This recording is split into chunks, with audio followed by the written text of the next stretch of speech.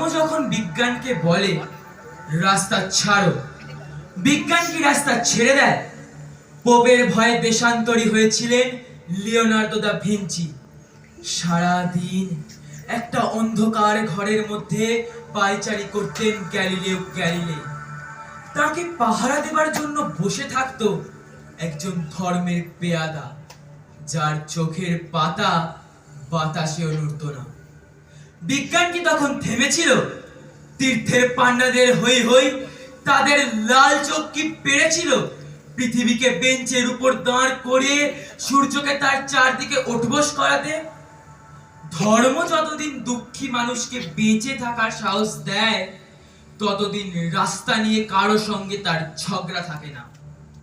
রাস্তা কারো একার নয়, বরং তাকেই একদিন রাস্তা ছাড়তে হয় যার স্পর্ধা আকাশ ছুঁয়ে যায়।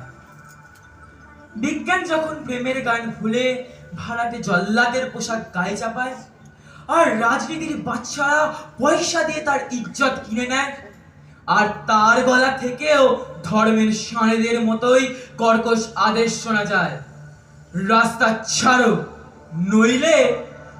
পৃথিবীর কালো সাদা হলুদ মানুষের গান, তাদের স্বপ্ন, এক মুহূর্ত চিৎকার শুনে থমকে তাকায়। তারপর যার যেদিকে রাস্তা, সেদিকে মুখ করে তারা সামনে, আরো সামনের দিকে এগিয়ে যায়। কেউ কারোকে রাস্তা ছেড়ে দেয় না, যতদিন এই পৃথিবীতে গান থাকে, গানের মানুষ থাকে, স্বপ্ন থাকে।